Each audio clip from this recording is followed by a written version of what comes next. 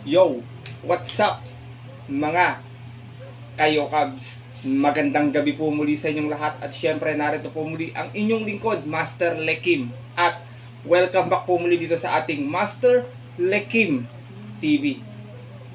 Bago ko po simulan itong ating video ngayong gabi mga bayang karisa, make sure na dapat nakalike na po tayo at nakasubscribe. Pakishare na rin po itong ating video. Syempre pakihit na rin po yung notification bell or bell icon para po maging updated po kayo sa mga susunod ko pa pong upload na video. At ngayong gabi mga bayang karis, mayroon tayong muling konting silip, giya, at race analysis sa karera para po kayo araw ng Biyernes. Thank God it's Friday, racing April 26, 2024. Dito po muli sa Metodor Malbar, Batangas at meron po sila inihandang 7 races na magsisimula po sa ganap na alas 5 ng hapon. Medyo nagdihado yung karera kanina mga bayang karis at sana ay makadihado rin tayo ngayong araw po ng Biyernes at makakuha tayo ng yummy dividends. Alam ko kasi maraming mga diadista dito mga bayang karis natin na always nakatutok at nakasuporta. Pero bago ko po simulan to ating video, para anin ko lang po to ating ilang shoutout sa mga always present dito sa ating YouTube channel. Magandang gabi po sa inyo and shoutout po kay Christopher Cruz, Jericho Namba, kay Randy Diaz, kay Rawi Jimenez, Roger Santiago, Jerry Tan. Shoutout din po kay Sir Manuel Tandes, kay Arbel Ramirez at kay JB Palaya. Shoutout po sa inyo. At ginigit ko rin po ng happy birthday ngayong April 25 si Sir Romel Tumulak. Happy birthday po sa inyo. God bless, more birthdays to come. Mula po yan sa ating Master Lekim TV. Shoutout ko din po pala si Trainer Ruchi Ladiana. Sir Ruchi, pasensya na kung di ko kagad nabasa yung comment mo po pero nag-reply po ako, paki-check na lang po. Maraming salamat po sa inyo. God bless po. More blessings to come, Sir Trainer Ruchi Ladiana. At ito, greet ko rin bago nating subscriber si Sir Laureto Alcase. Shoutout po sa inyo. Ganon din po kay Larry Alcase at kay Rolly Sabino at kay Chairman Naning Ponce ng Sampaloc, Manila. At ginigreet din niya yung mga bayang karis natin dyan sa mga OTBs dyan po sa Sampaloc, Manila. Shoutout po sa inyo mga bayang karerista. At yun, syempre, pakakalimutan ko ba Bro Linter John Carter, shoutout sa iyo. Kahit talo tayo bro, meron pa rin palagi para kay Taguro. Maraming salamat sa iyo. At sana makadihado tayo, makachamba tayo ng yummy dibil sa mga dating pang karera, Bro Linter John Carter. At yun po mga bayang kasi syempre, hindi ko na rin papatag agad ang ating mga konting silipag-giya. Puntahan na natin agad dyan matapos lamang po yung ating maikling intro. Kaya, let's go mga kayo.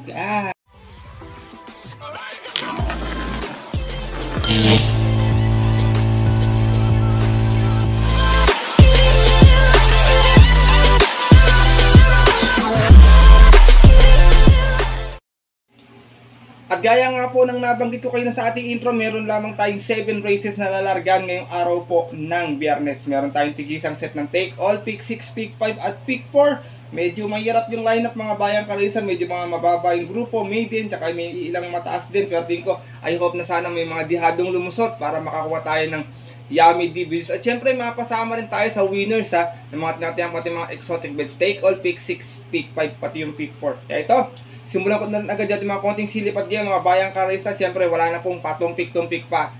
Good luck po sa inyong lahat. Happy racing and start na po tayo.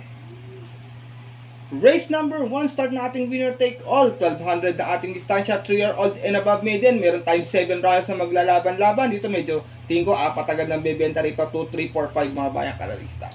Pero dito ako, tumatakbo to ng sweepstakes. Numero 4, Watery Canyon. Narerendahan po ni A.R. Villegas. Last run may 115.2 na segunda po siya. Umalis po siya ng 4-2 out of 5 rounds sa naglaban-laban sa isang 2-year-old maiden noong April 3, kung saan ang nanalo po doon yung couple entry niyang si High Dollar. Same rider pa rin tayo dito, A.R. Villegas, para sa ating numero 4 si Watery Canyon.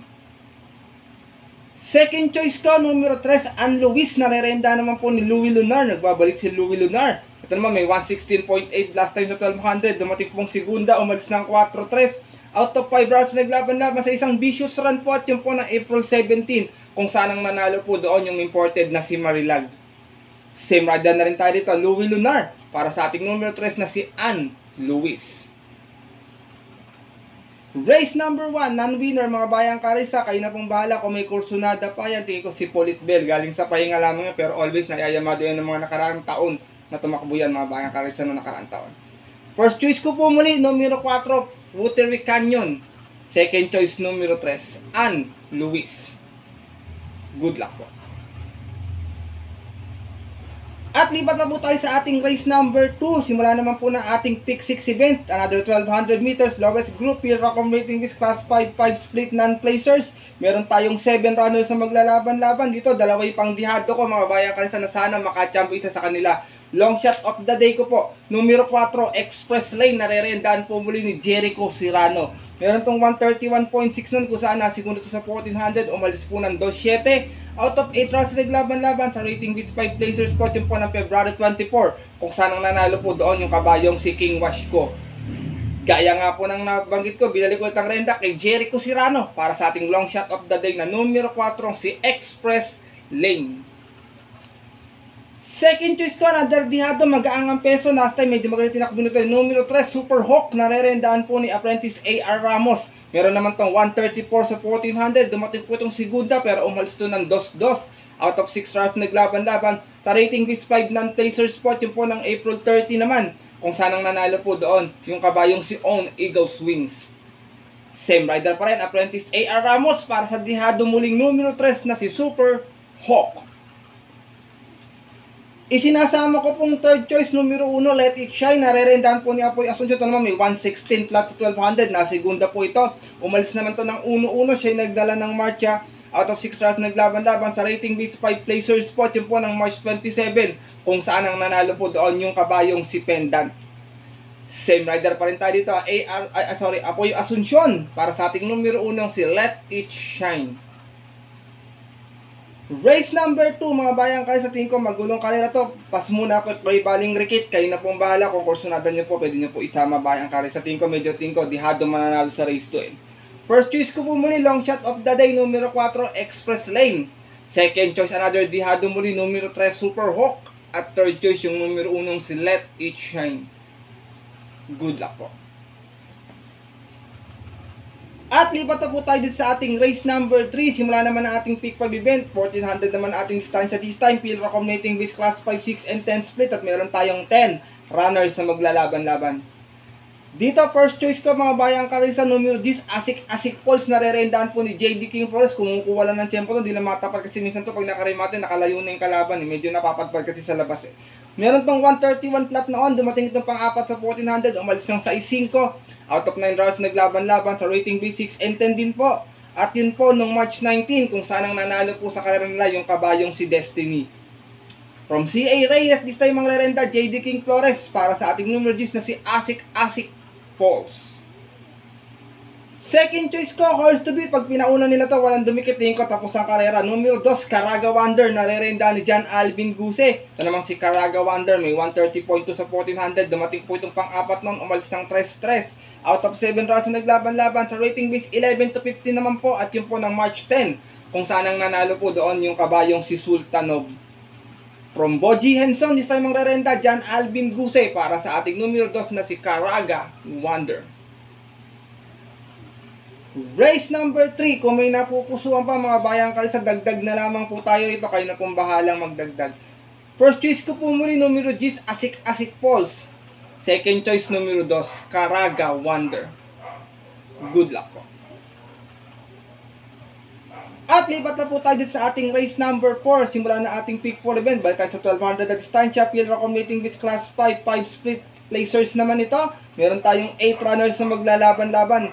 Dito mga bayang kari, sa first choice ko na isusunod lang to, pwedeng pwesto agad, pwede rin naman mauna. Numero 3, Lightning Bolt, narerendaan po ni Mark A. Alvarez.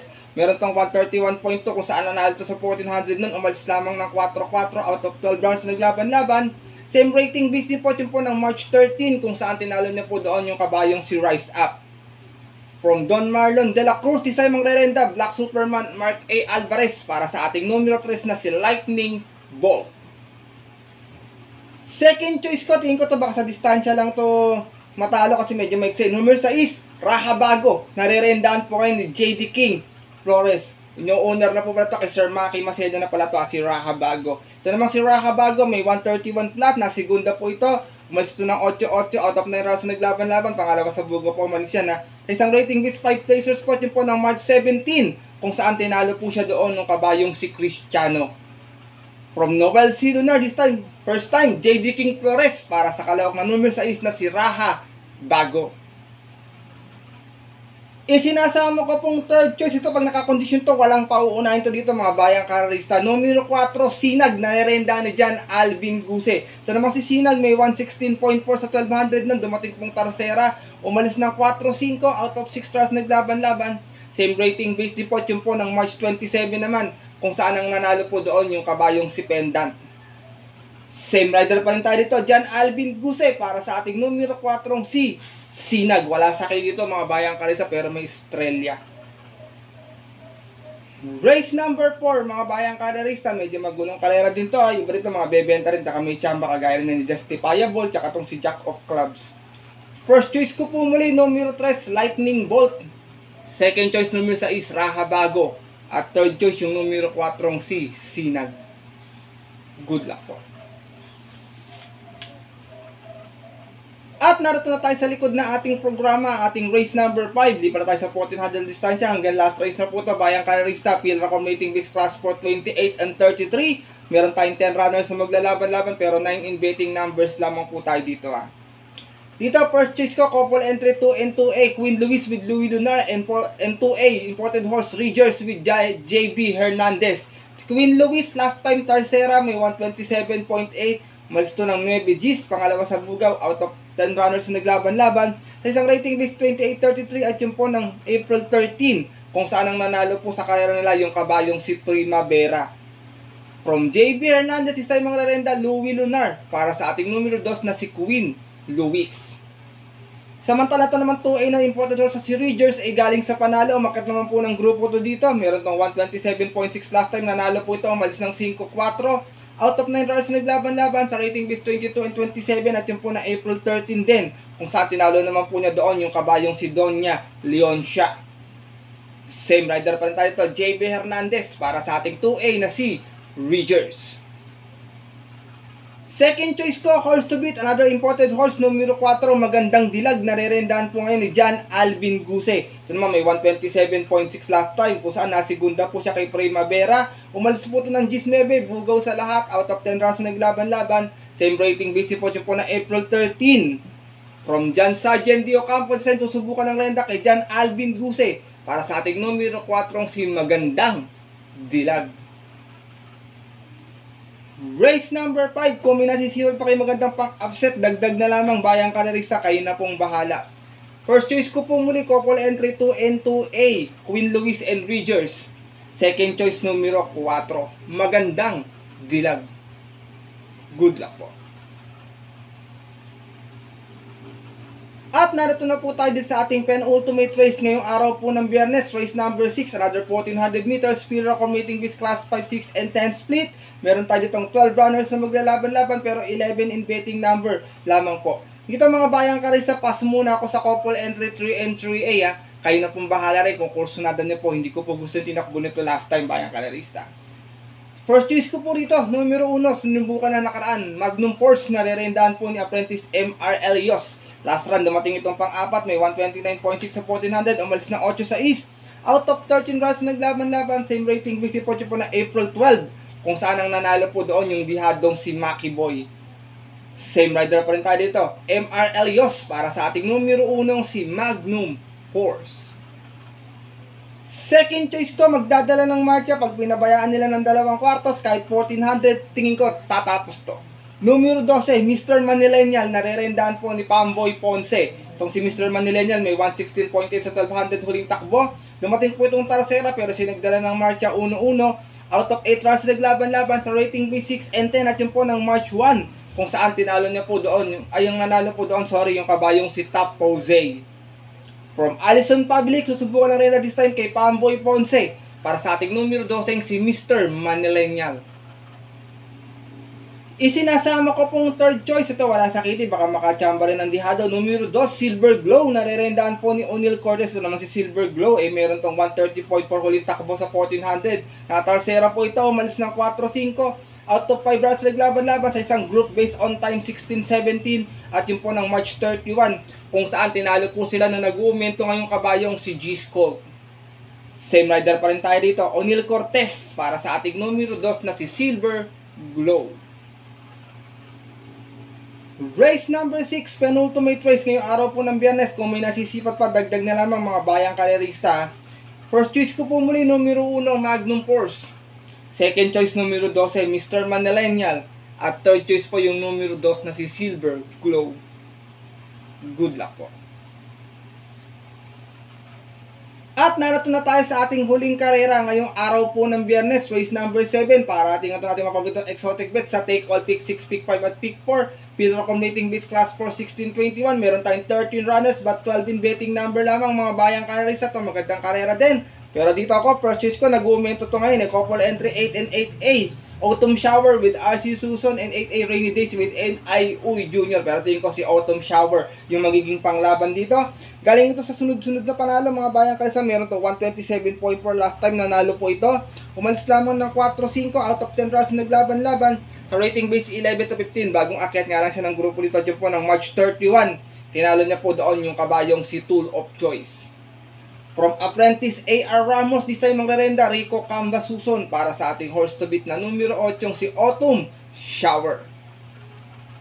Second choice ko, ito naman bumababa na ng laban, numero 4, Captain Bob. Nare-rendahan po ni A.R. Villegas. Ito naman si Captain Bob, may 128.4, dumating itong pang 5 noon. Umalis na 8-6 out of 11 runs naglaban-laban. Sa rating base 22-27 at yun po ng March 30 naman. Kung saan ang nanalo po doon yung kabayong si Luke Skywalker.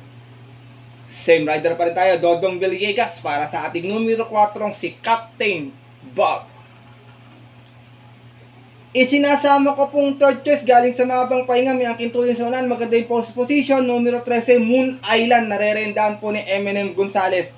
Galing ito sa barrier last time sa 1200, may 118.4, umalis po ng 1-2 out of 2 hours sa laban-laban at yun po na April 14, kung saan tinalo niya po doon yung imported na si Kruger Run. Same rider pa rin tayo dito, Eminem Gonzalez para sa nagbabalik pistang numero 13 na si Moon Island. Race number 7 mga bayang karisa, marami pang may mga tsamba rito kagaya na itong 1, 3, 9, kayo na pong bahalang magdagdag na lamang kung may napupusuan pa po kayo. First choice ko po muli, horse to beat numero 8, Autumn Shower and Rainy Days. Second choice mga dihado na, numero 4, Captain Bob. At third choice yung numero 13 si Moon Island. Good luck po. At yun po mga bayang karerista at ang ating mga kayokabs natapos na po ito ating video na ating konting silip at giya. Ngayong araw po ng Biyernes na sana po makatulong sa inyong diskarte at pananaya. Makadihado rin po tayo, siyempre makachamba tayo ng yummy dividends dahil alam ko maraming mga diyadista dito mga kayokabs natin na always nag-aabang na ating mga pang dihado. Sana po pala rin tayo ngayong araw ng Biyernes. Maaari nyo po itong sundin kung kursunadan nyo po, maaari naman pong hindi. Kung hindi, wala pong problema doon mga bayang karerista. Kasi po, sariling aral ko lamang po ito puro-puro at opinion po sa karera. Pagdating po ng tayaan sa takilya, mas mananay po yung sarili nyo pong napupusuan at kursunada. And always po, kayo pa din po yung masusunod. Good luck po muli sa inyo lahat and have a blessed Friday racing. Maraming salamat po sa walang sawang pagtutok, support at tiwala palagi dito sa ating YouTube channel. At sana po mabigyan ko po kayo ng mga magagandang yummy dividends sa mga susunod pating mga karera. Kagaya po sa susunod na buwan mga bayang karerista malapit na yung birthday ko. Matatapat yun, may karera. Sana makachamba tayo ng bihado mga kayokabs natin. At yun po, hanggang dito na lamang tayo. At makita lang sa susunod ko pong upload na video. Ito po ang inyong lingkod, Master Lekim. Always po nagsasabi sa inyo at nagpapaalala na ang karera po dapat po libangan lang. Ganito talagang tsambahan lang at tapat-tapat lang. Minsan suwerte, minsan malas. Pero pag pinagbigyan tayo syempre ng nasa itaas, huwag natin kalimutan magpasalamat sa Kanya at tumulong sa ating kapwa. Kahit sa simpleng pamamaraan lamang. Ika nga mga bayang karista, share your blessings po. Good luck po muli and have a blessed Friday racing. Sa mga pupunta po ng OTB, 5 PM ang ating start time. Stay safe everyone. God bless bayang karista. Lalo na sa mga diyadista nating solid na mga Kayokabs.